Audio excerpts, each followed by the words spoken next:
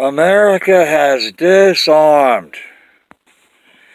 But this does not mean that we've destroyed the weapons and that the weapons that we still have are still usable and ready to be used. The liberals that have disarmed us, they're very clever. They've disarmed us but left the weapons in place so that they look like they're still ready to be used and still are a part of our retaliatory arsenal, when in fact they're not part of our arsenal because they're not ready to be used and they'll be destroyed in the event of Russian attack. We're supposed to have a three-legged triad, an arsenal of 3 parts. That's why it's called a triad. Now, there's 3 parts: the bombers, the ICBMs. BM stands for ballistic missile. IC stands for intercontinental. And then there's the submarines. Now, I will show you why the bombers are no good, why the ICBMs are no good. And then, finally, I'll show you why our submarine missiles are no good. And so you should draw the conclusion that we are naked as far as vulnerability to Russian attack is concerned. We don't have the protection that we're supposed to have. So our government is falling down on the job.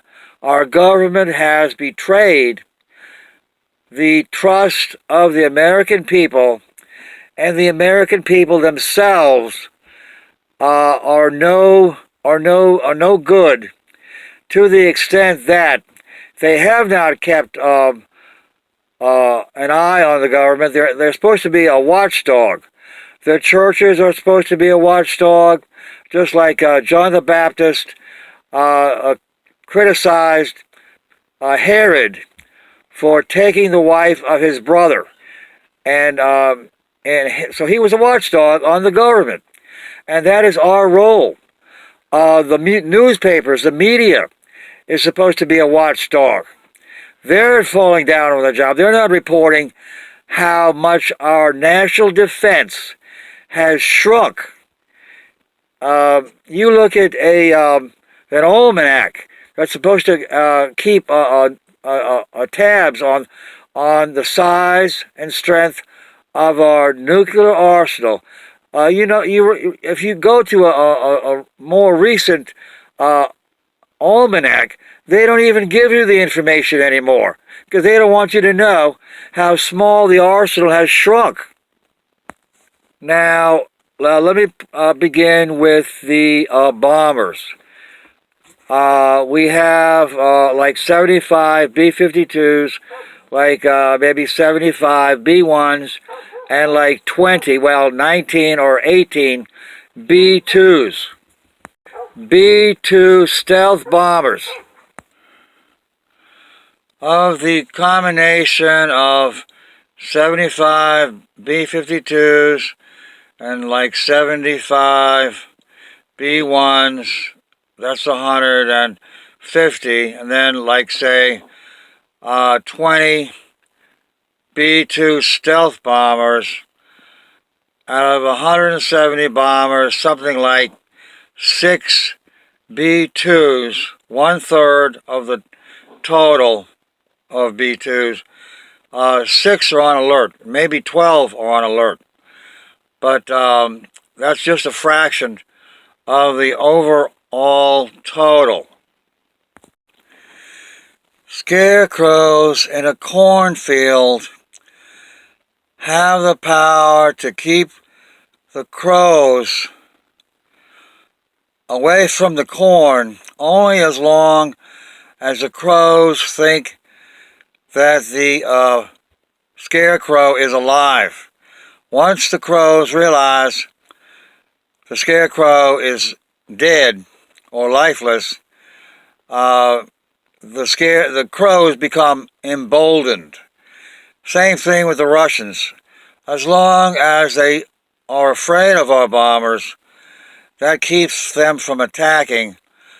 But now that they know the bombers are not on alert, they have no fear of the bombers. Bombers are just scarecrows. They're worthless. Now for the second leg of our triad. We're down to 2 legs of a 3-legged triad. I want to show you why our ICBMs, BM stands for ballistic missile, why our ICBMs are worthless.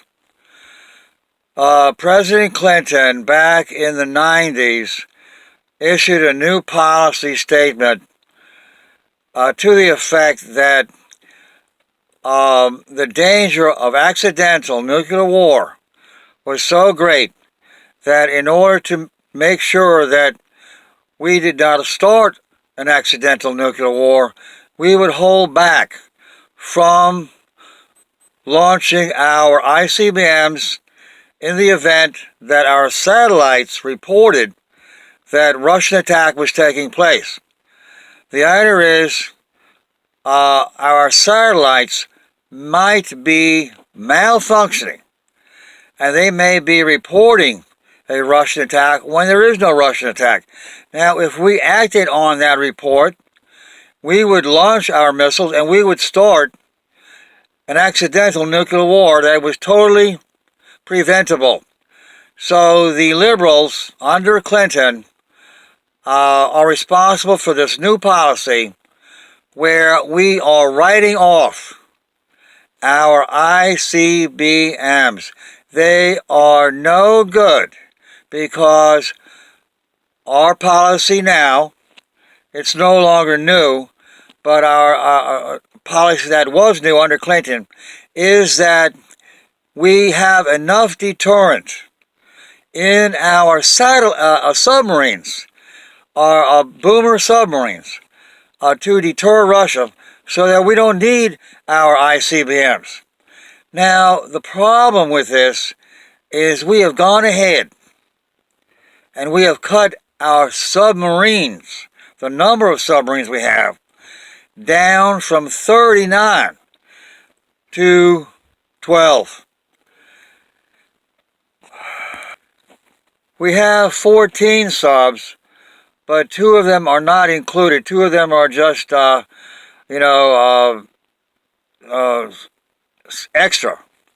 The plan, the retaliatory plan, makes use of 4 submarines in port, 4 submarines on position at sea, and 4 going out to sea to replace the ones on position, or they're coming back after having been replaced. And so we only have 8 submarines at sea. And long story short, we're down to 1,120 warheads on the 20 missiles per submarine. We have 8 subs, so that's 160 missiles, and each missile has 8 warheads, but only 7 warheads are real. 1 out of 8 is a decoy, and where they send up the warheads explode, and they just send out like tinfoil to confuse the interceptor missiles. Long story short, you multiply 160 times 7. Okay, 8 submarines times 20 missiles is 160 missiles, times 7 warheads is 1,120 warheads, and Russia has enough ABMs.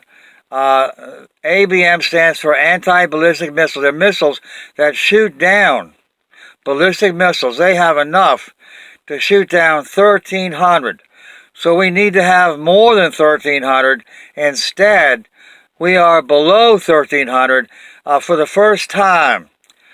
And it's because President Obama, the peace president, signed the New START Treaty in 2010. It started to go into effect in 2011. It was fully in effect by 2017. Now, why haven't the Russians bombed us since 2017? Well, it may be they're waiting for this year, 2018, because of the significance in regard to Israel. 70 years is a very special number. It's a full generation since the return of Israel in 1948. And the Arabs, the Russians are allied with the Arabs.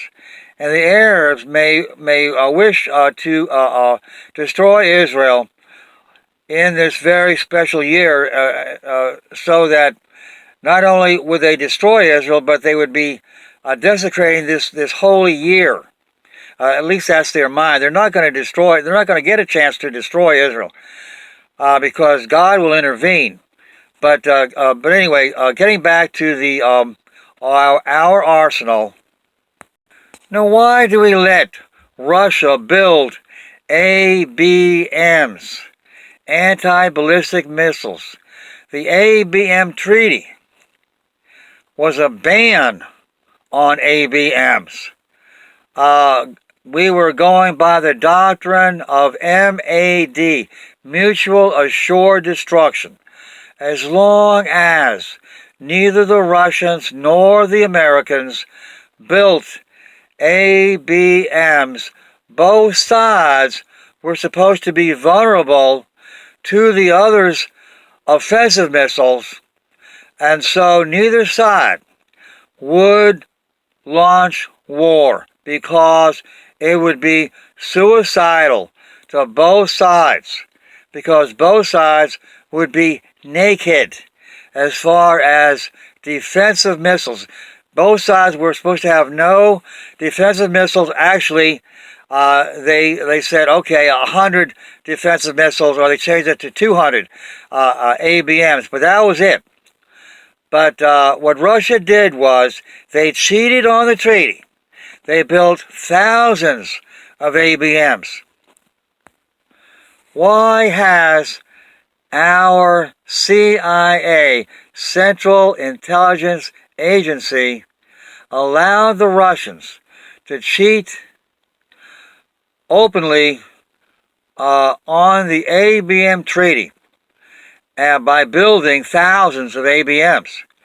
And I want to emphasize that they built these things before President Bush, the Junior Bush, took America out of the ABM Treaty agreement. The Russians built these ABMs before that, so don't blame him for the Russians having thousands of ABMs. I have Reader's Digest articles going back to the 70s and 80s where they have documentation of Russia building the ABMs and the giant radar stations called battle management stations. They have like 12 of these things, but they're like 10 stories high, if not 30 stories. I think it's 10. When I put the captions, or when I put the writing below the video, go to the description and the captions under the video, and I'll have the dates of the articles, of the Reader's Digest articles, and so you'll see that the cheating was widespread.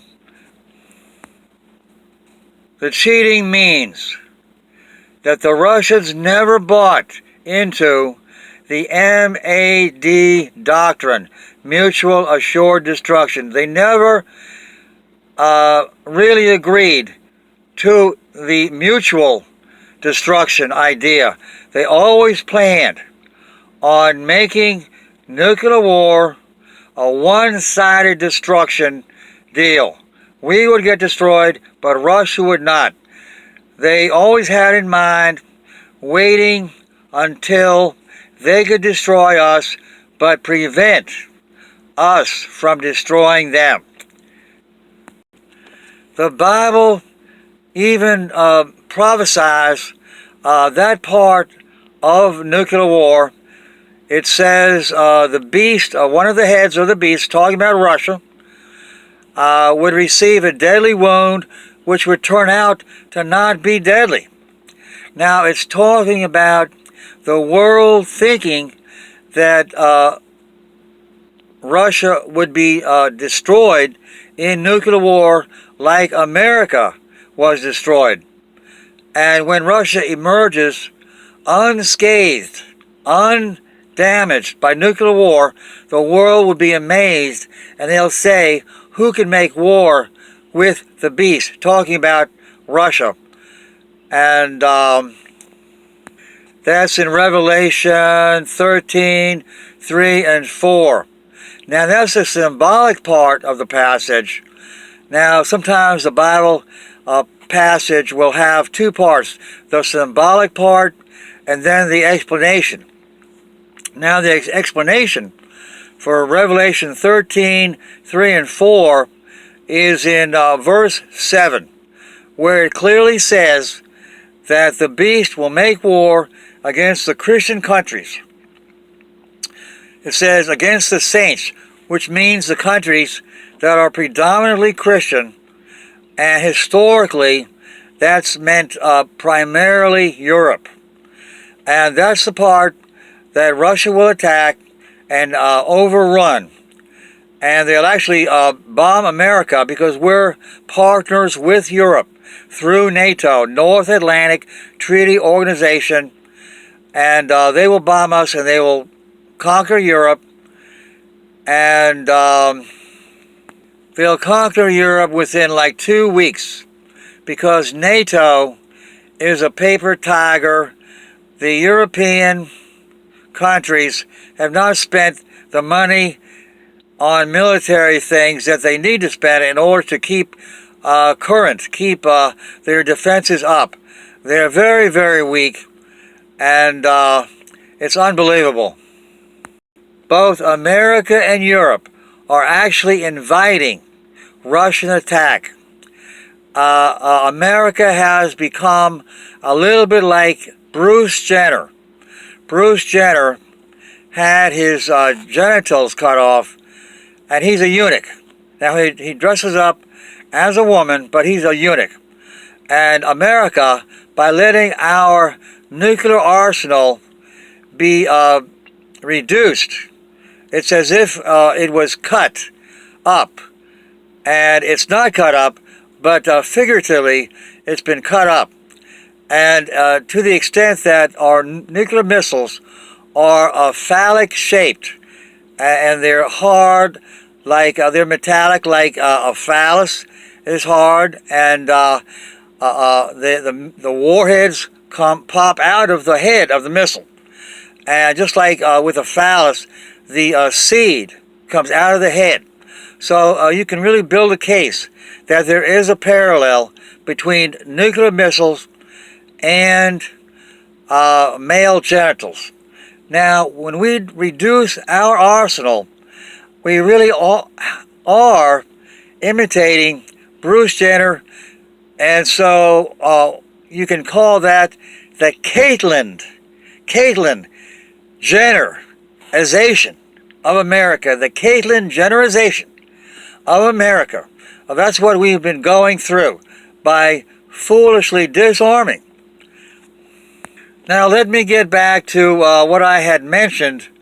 The question was why our CIA lets Russia get away with cheating by building more than the 200 ABMs that each side is allowed to build. Well, what happened was we have our spy satellites in the sky over Russia. We witnessed the testing of Russian ABMs. What Russia would do, they would send a dummy warhead flying across Russia, then they would send up an ABM to shoot it down. And each time the ABM failed to shoot it down. So our CIA says Russian ABMs are nothing to worry about because they don't work. But this expert named Angelo Kota, he's totally knowledgeable about ABMs. And he says, well, of course the ABMs missed their targets because Russia wants us to think the ABMs are worthless. So Russia could rig the tests so that the ABMs would not intercept the dummy warheads. And so the idea is that who do we believe? Do we believe the test results, or do we believe the Russians are rigging the tests? To be on the safe side, we really should believe that Russia is rigging the tests because it only makes good sense. The KGB lives for the chance to tell a lie. Any day that goes by in which they don't tell lies is considered a wasted day. It's part of their DNA to cheat and to lie, and so it only makes good sense for them to lie because of what they gain. They gain our willingness to let them build ABMs. And so it's obvious that they really are lying. Angelo Kota wrote an article about this in Commentary magazine back in the 80s. That's the Jewish magazine edited by Norman Podhoretz. Now, I'm sorry to say, Angelo Kota and Podhoretz, for that matter, they're not aware of what is going on in terms of what Russia is gaining out of this cheating. Kota doesn't even believe that Russia making peace in the late 1980s was all part of a big trick. He says it's a miracle from God, that God brought peace and ended the Cold War. No. The Cold War has never ended. It only went underground. And the new Cold War of today is simply the old Cold War that has re-emerged. Gorbachev ended the Cold War. He gave up Eastern Europe. He let the Soviet Union split up. He gave up his job, supposedly. That's only on the surface. And he let the Communist Party lose its monopoly on power, political power. That's all part of a big deception.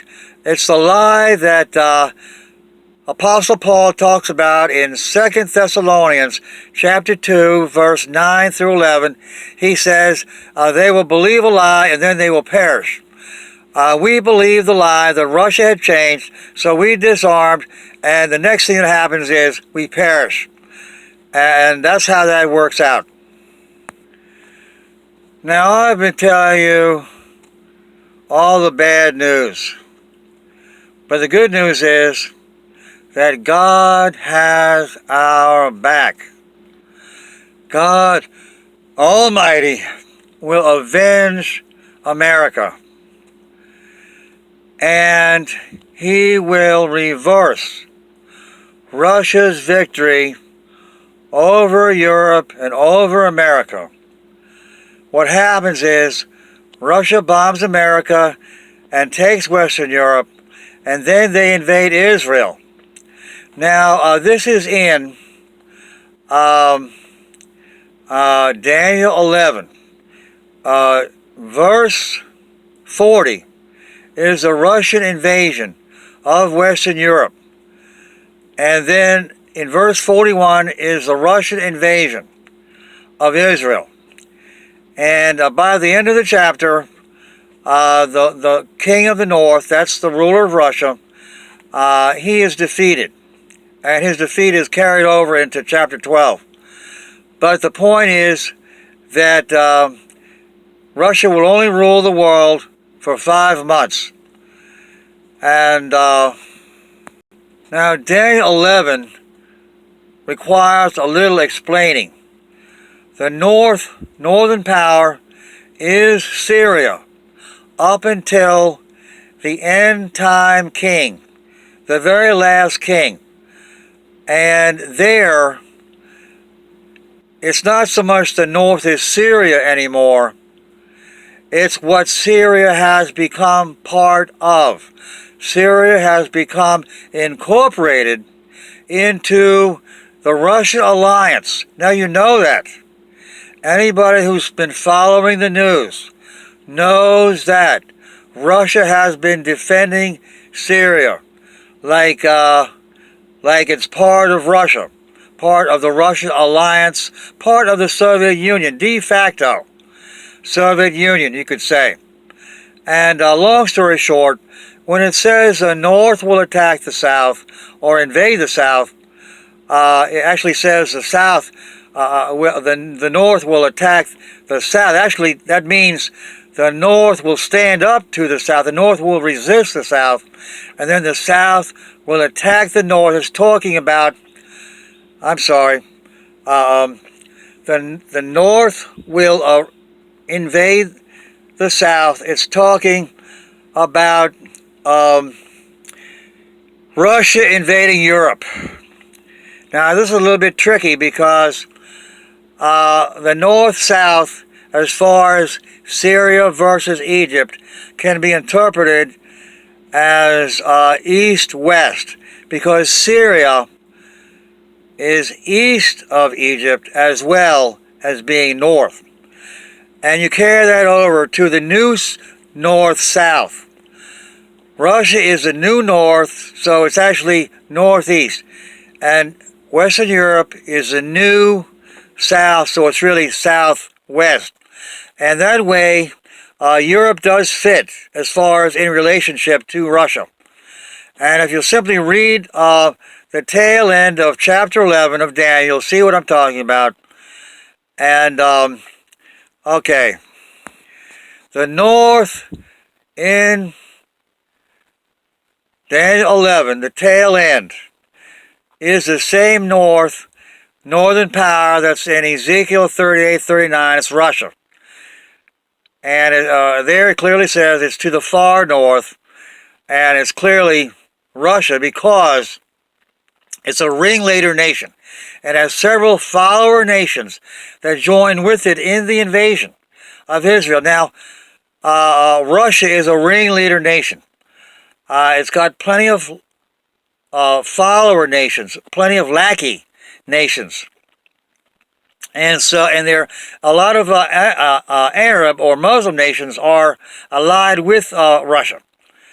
And during the last Muslim versus Israel war, 1973,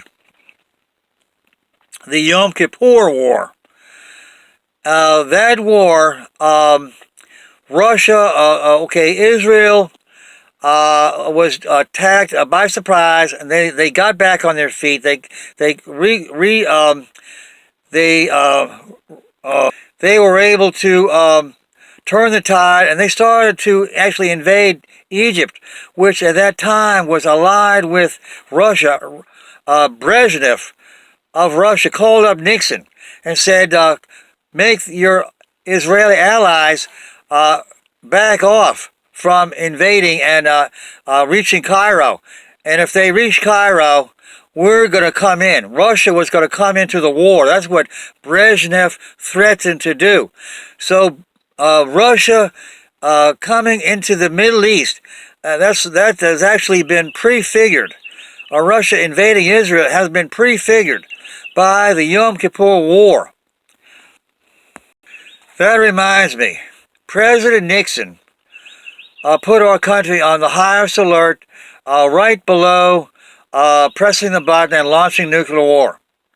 He put all our bombers on. They were already on alert, but our other things like the missiles, the ICBMs and whatever, put them on the highest alert. And that was for the sake of intimidating Israel and making them feel that if we go to war, it's their fault. And so they backed off the invasion of Egypt.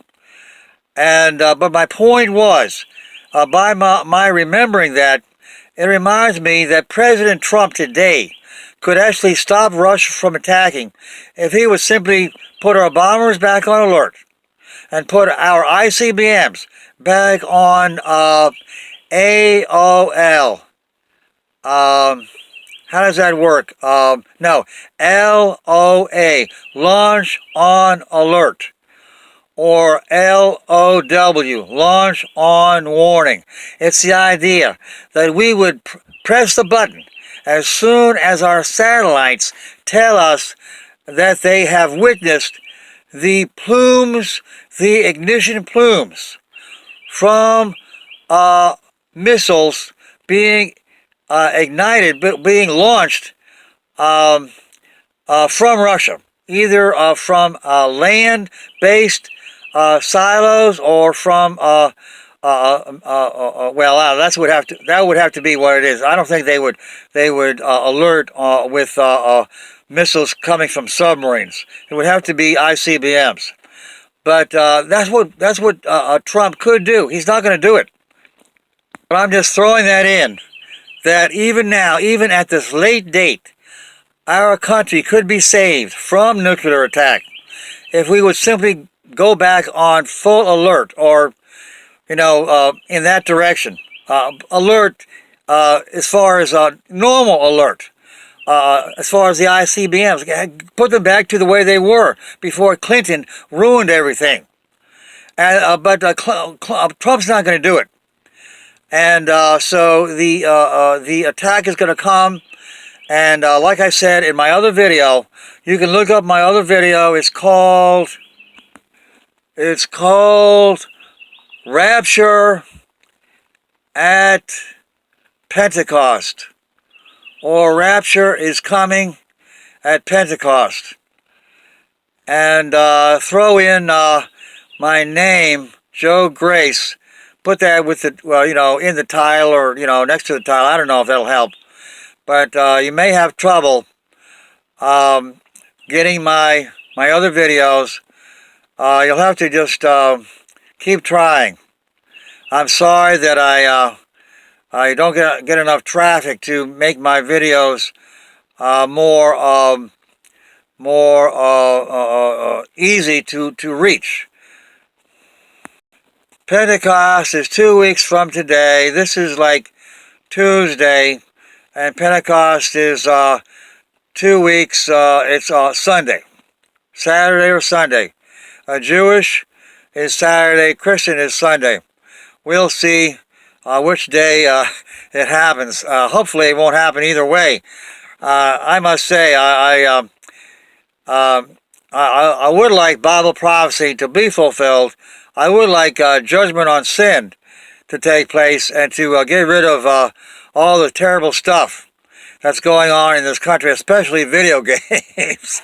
Video games. But on the other hand, I can't say I'm looking forward to this Judgment Day. No, I'm not. I'm sorry. Samson said, "Let me die with the Philistines." He was willing. He was looking forward to those Philistines being killed when he pulled down the building that they were in. But I can't say that. I could say that, couldn't I? I could say, let me die. Well, no. Let this country be destroyed for the sake of destroying the sin in this country. But I'm not going to say that. You can email me at joegrace@gmail.com. JOEGRACE. GRACE.